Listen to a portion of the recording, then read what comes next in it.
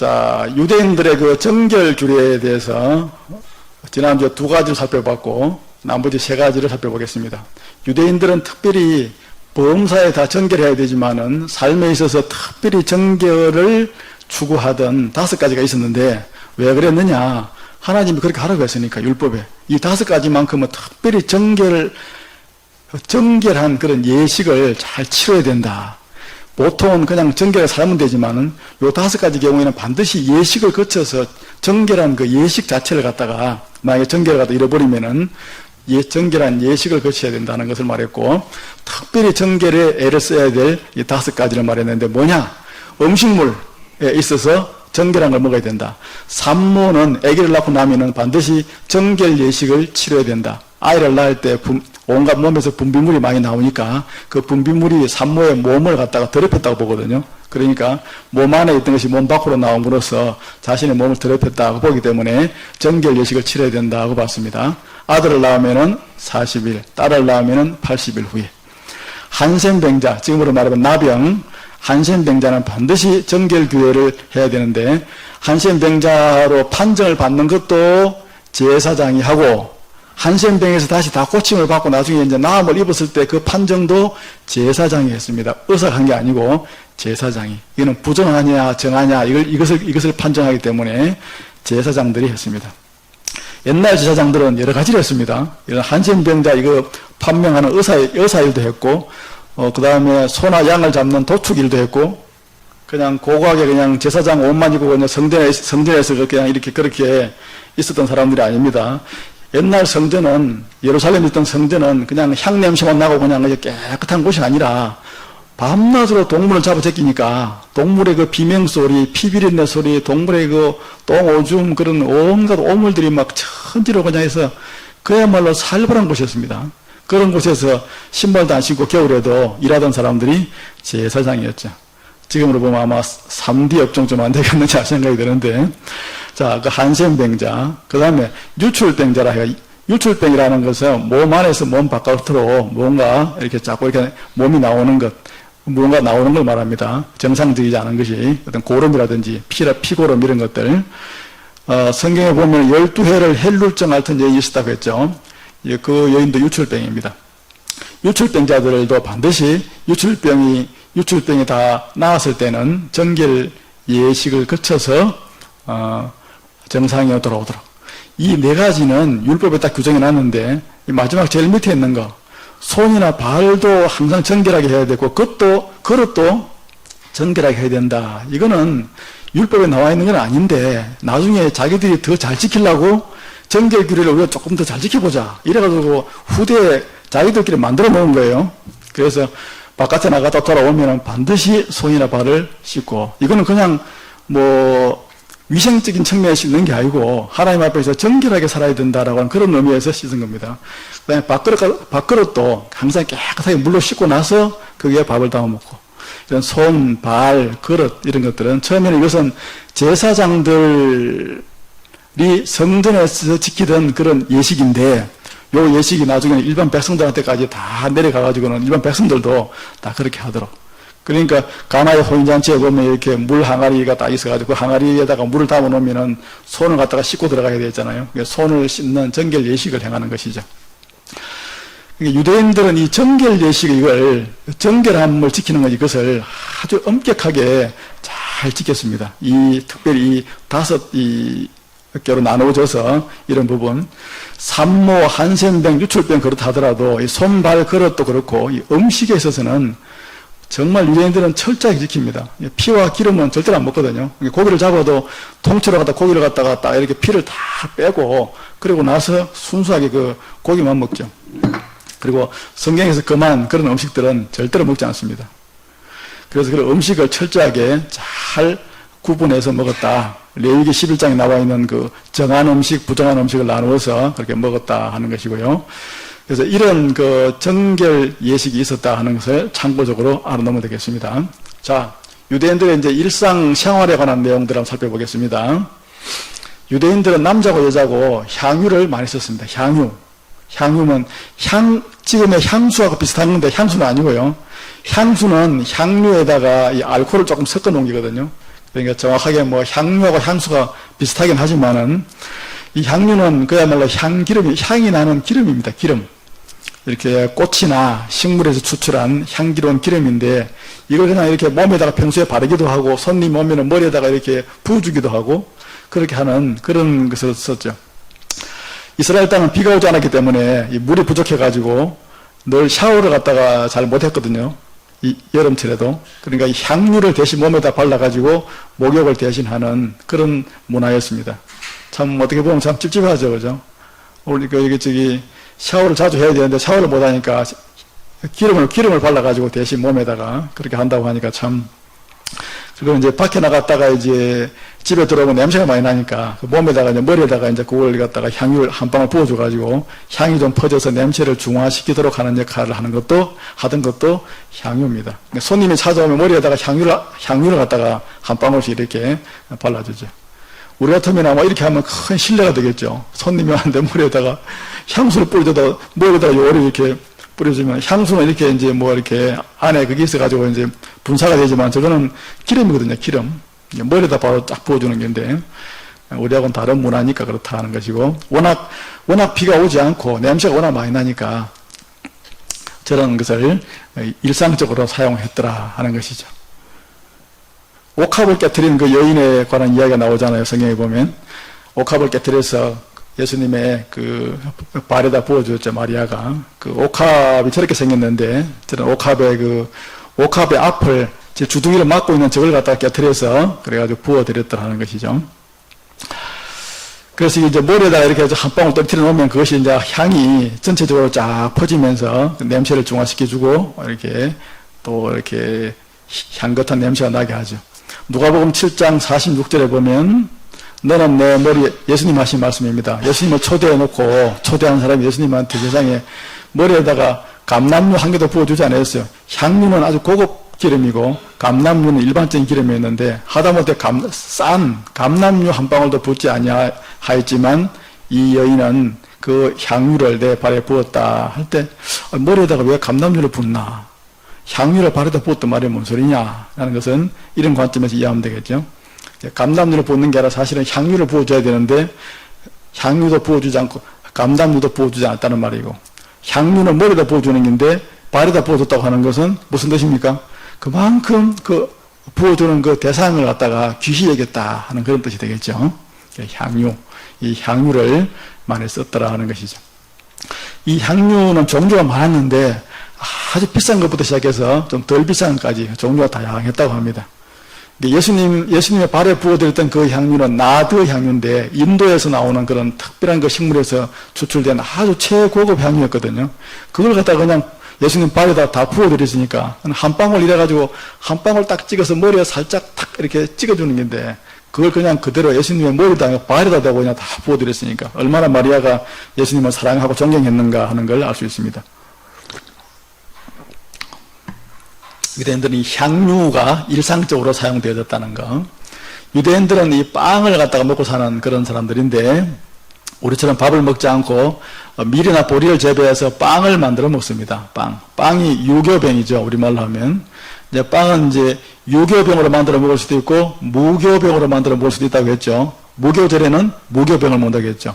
무교병은 부풀리지 않고 그냥 그대로 반죽을 해가지고 그대로 구워버리니까 빵처럼 안 나오고 비스켓처럼 버석버석한 비스켓처럼 나온다고 했죠.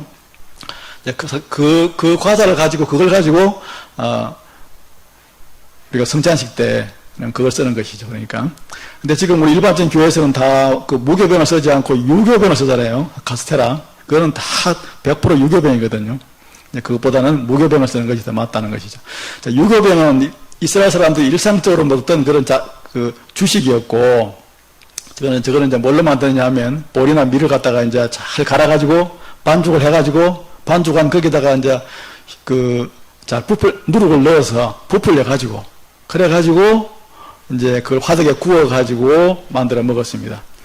이제 부자들은 밀로 된 빵을 먹었고, 가난한 사람들은 보리로 된 빵을 먹었고, 더 가난한 사람들은 빵이 아니고 그냥 미처 누룩을 넣어가지고 부풀릴 시간도 없으니까 바로 구워가서 먹는 비스켓 형태의 무교병 형태로 먹기도 했습니다.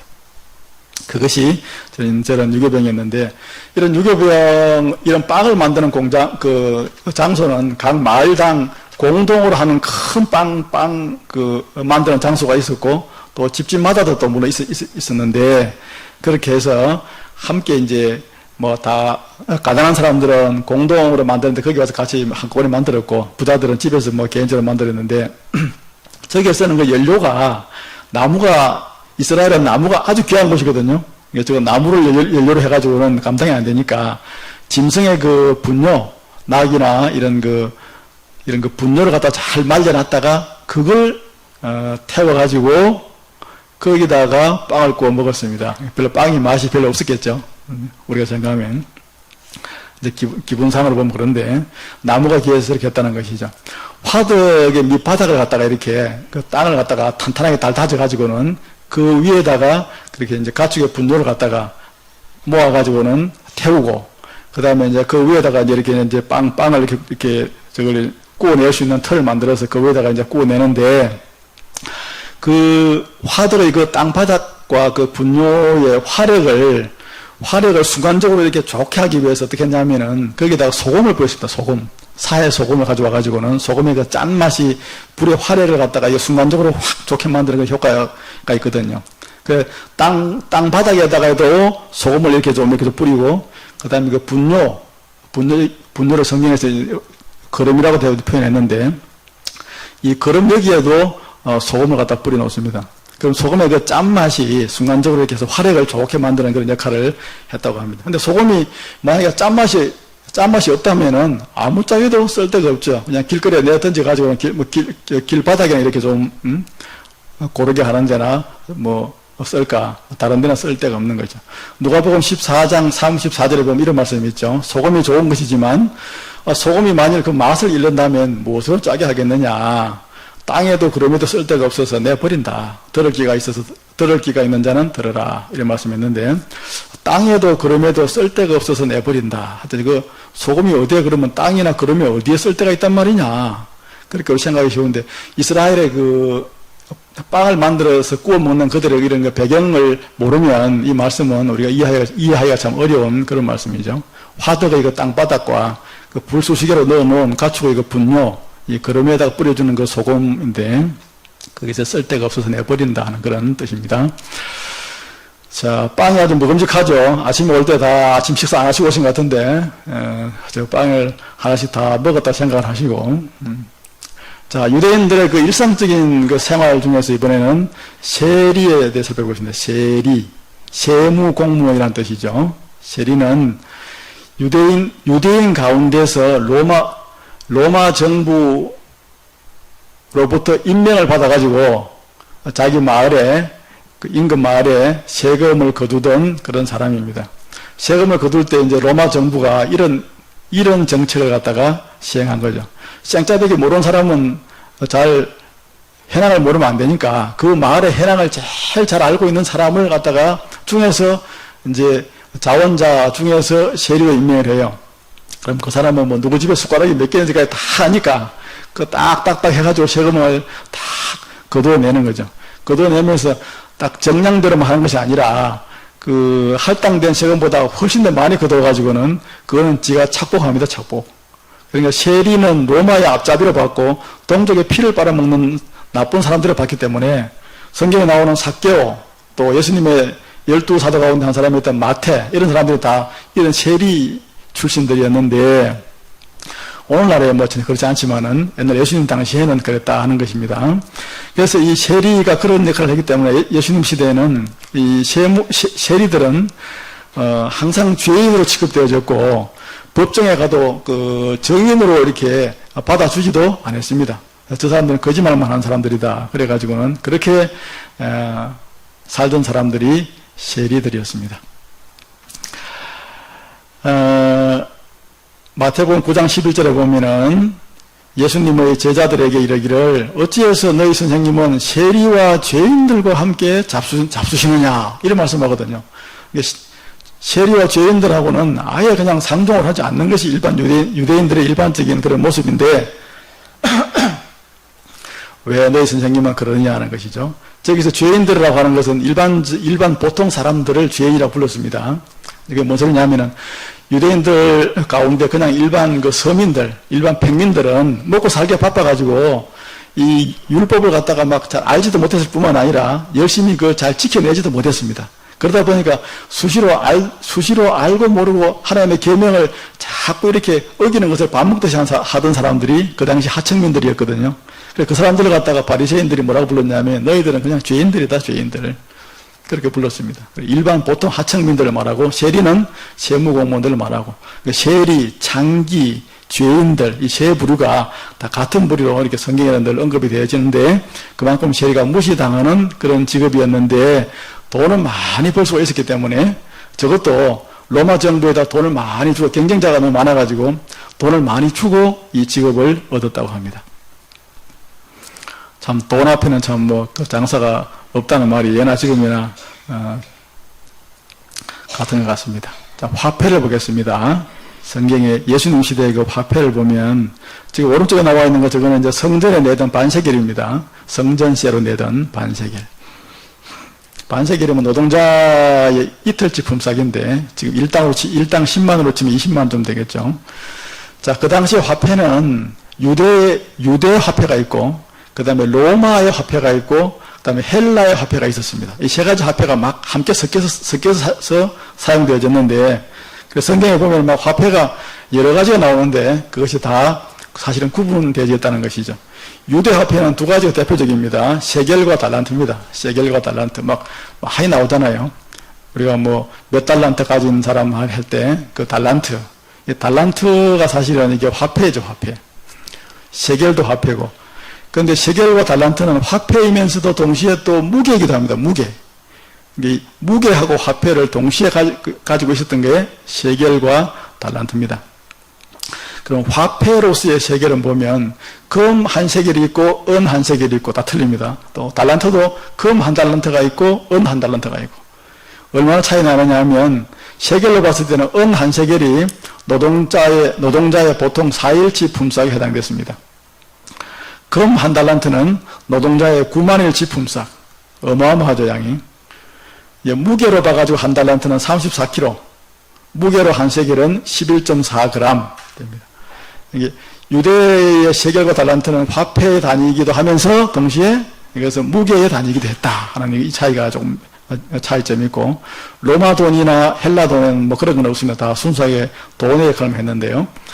창세기 23장 15절에 보면 아브라함이 그 헤브론의 땅을 살 때 했던 것으로 거래하는 과정 가운데 나온 말이죠.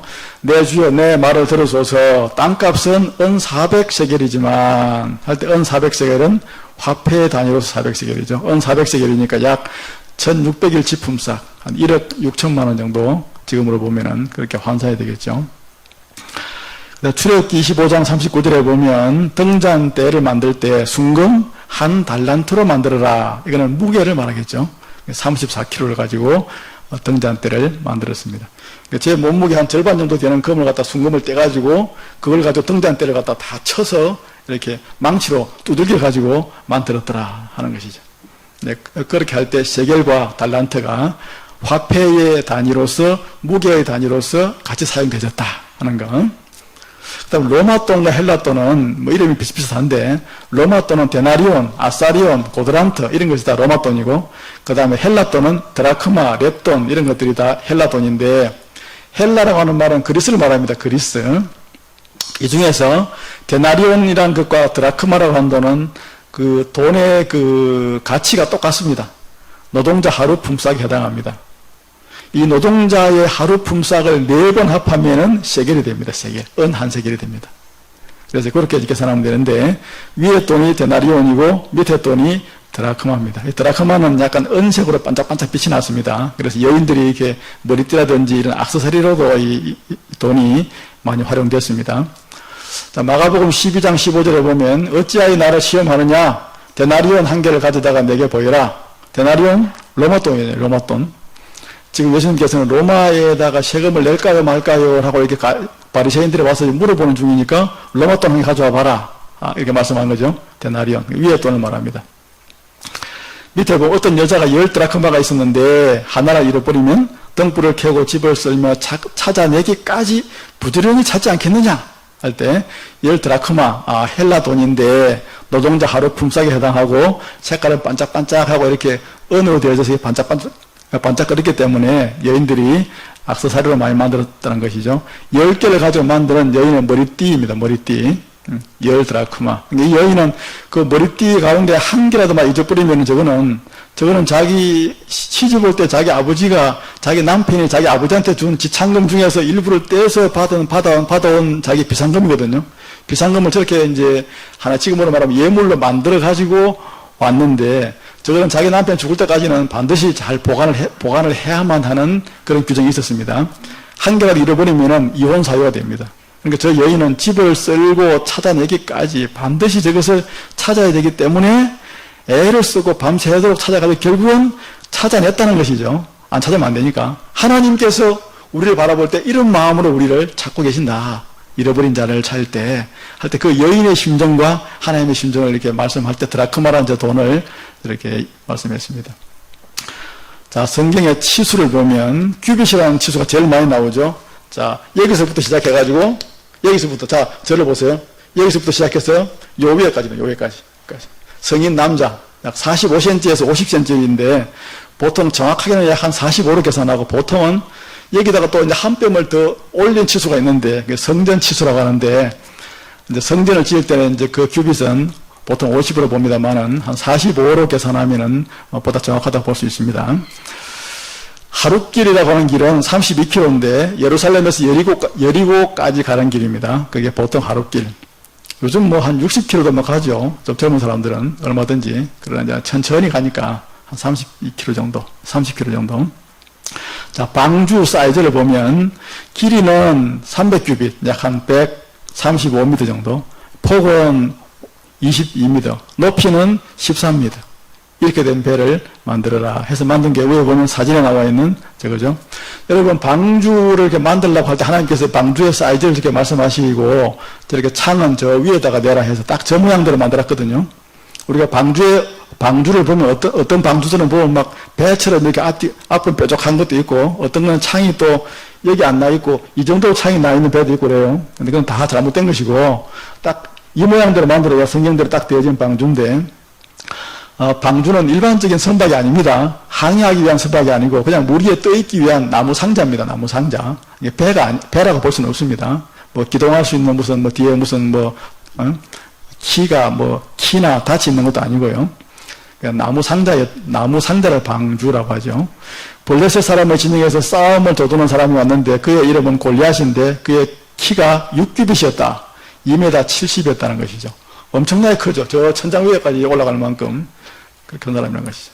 동행 중에 있는 줄로 생각하고 12살 때 어린이 예수님을 함께 예루살렘에 왔다가 돌아가는데 하룻길을 간 후에 여리고까지 간 후에 보니까 없어가지고는 다시 그 부모님이 되돌아왔죠. 그 하룻길이 32km다 하는 것입니다.